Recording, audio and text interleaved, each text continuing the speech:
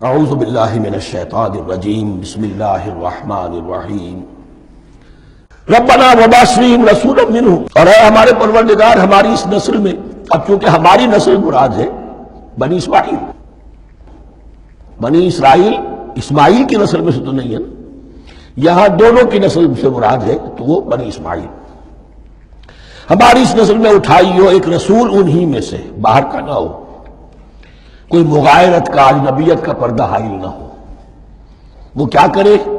یتلو علیہم آیات کا، تیری آیات ان کو پڑھ کر سنائے، وَيُعَلِّمُهُمُ الْكِتَابَ وَالْحِکْمَةَ، اور صرف سنائے نہیں، تعلیم دے انہیں کتاب اور حکمت کی۔ صرف سنا دینا تو بہت آسان کام ہے، سکھانا، تعلیم دینا، دلوں میں بٹھانا، اور حکمت، وَيُزَكِّيهِمْ، اور ان کو پاک کرے، ان کا تزکیہ کرے، ان کے دلوں میں تیری محبت اور آخرت کی طلب کے سوا کوئی طلب باقی نہ رہنے دے۔ انک انت العزیز الحکیم، یقیناً پروردگار تو ہی ہے زبردست اور کمال حکمت والا۔ ومن یرغب عن ملت ابراہیم الا من صفح نفسہ، اور ایسا شخص کون سا ہوگا جو ابراہیم کے طریقے سے منہ موڑے؟ یہ رغبت کا لفظ عربی زبان میں دونوں طرف جاتا ہے، رغبہ الی، کسی شے کی طرف رغبت ہونا، محبت ہونا، میلان ہونا، اور رغبہ عن، کسی شے سے متنفر ہونا، کسی شے سے ابا کرنا، اس کو چھوڑ دینا۔ وَمَن يَرْغَبْ عَن مِلَّةِ إِبْرَاهِيمَ إِلَّا مَن صَفِحَ نَفْسَهُ، سوائے اس کے جس نے اپنے آپ کو حماقت ہی میں مبتلا کرنے کا فیصلہ کر لیا ہو، اور کون ہوگا جو ابراہیم کے طریقے سے منہ موڑے؟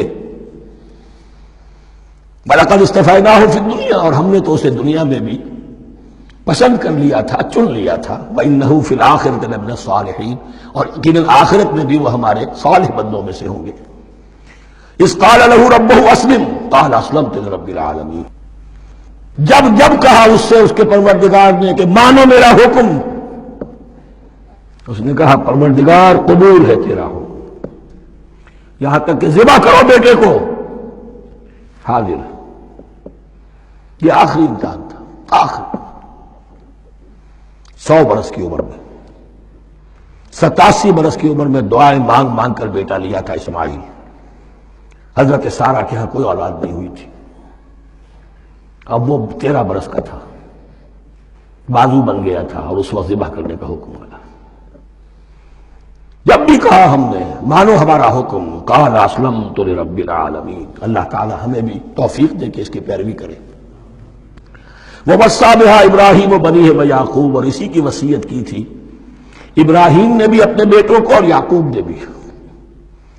یا بنی، وہ کیا تھی نصیحت؟ ہے میرے بیٹو، ان اللہ اصطفیٰ لکم الدین، دیکھو اللہ نے تمہارے لیے دین کو پسند فرما لیا ہے۔ کون سا دین؟ فلا تموتن الا وانتم مسلمون، اور دیکھنا موت نہ آنے پائے مگر فرما برداری کی حالت میں۔ یہی بات آئے گی سورہ آل عمران میں مسلمانوں سے خطاب کر کے، یا ایھا الذین آمنوا اتقوا اللہ حق تقاتہ ولا تموتن الا وانتم مسلمون، اور ان الدین عند اللہ الاسلام ومن یبتغ غیر الاسلام دینا فلن یقبل منہ۔ ام کنتم شہداء اذ حضر یعقوب الموت، کیا تم اس وقت موجود تھے جب یعقوب کی موت کا وقت آیا؟ جب آدم کی یعقوب پر موت، یہ لفظی ترجمہ ہوگا، اذ حضر یعقوب الموت اذ قال لبنیہ ما تعبدون من بعدی، حضرت یعقوب نے اپنے سارے بیٹوں کو جمع کیا، 12 کے 12، اور مصر میں پہنچ چکے تھے یہ حضرت یوسف علیہ السلام کے ذریعے سے، جو سورہ یوسف میں ساری کہانی آئے گی، وہاں انتقال ہوا۔ تو انہوں نے اپنے بیٹوں کو جمع کیا، اذ قال لبنیہ ما تعبدون من بعدی، میرے بعد تم کس کی پوجا کرو گے، کس کی پرستش کرو گے؟ یہ بات نہیں تھی کہ انہیں معلوم نہیں تھا، لیکن یہ کہ ایک میثاق، قول و قرار اور پختہ کرنے کے لیے۔ قالوا نعبد الہک و الہ آبائک ابراہیم و اسماعیل و اسحاق، انہوں نے کہا کہ ہم پوجیں گے، بندگی کریں گے، پرستش کریں گے آپ کے معبود کی اور آپ کے آبا ابراہیم، اسماعیل اور اسحاق کے معبود کی، اور یہ کوئی مختلف معبود نہیں ہے، الہ واحدہ، وہ تو ایک ہی الہ ہے۔ وَنَحْنُ لَهُ مُسْلِمُونَ، ہم اس کے لیے، اس کے سامنے سر جھکاتے ہیں۔ اسی کی فرما برداری کا اقرار کرتے ہیں۔ تلک امت قد خلت، یہ آیت 2 مرتبہ آئے گی اسی رکوع میں۔ یہ ایک گروہ تھا انسانوں کا جو گزر گیا، ابراہیم، اسماعیل، اسحاق، یعقوب، ان کی اولاد قد خلت، وہ گزر گئے۔ لہا ما کسبت ولکم ما کسبتم، ان کے لیے تھا جو انہوں نے کمایا اور تمہارے لیے ہوگا جو تم کماؤ گے۔ یعنی یہاں پدرم سلطان بود کا کوئی مقام نہیں ہے، ہر شخص کے لیے اپنا عمل، اپنا ایمان، اپنی کمائی۔ وَلَا تُسْأَلُونَ عَمَّا كَانُوا يَعْمَلُونَ، تم سے یہ نہیں پوچھا جائے گا کہ وہ کیا کرتے تھے، تم سے پوچھا جائے گا تم کیا کر کے لائے ہو۔ تو راچے ہیں پدرم سلطان بود، تو راچے ہیں، تم کیا ہو بھائی، تم اپنی بات کرو، باپ تمہارا سلطان تھا ہوگا۔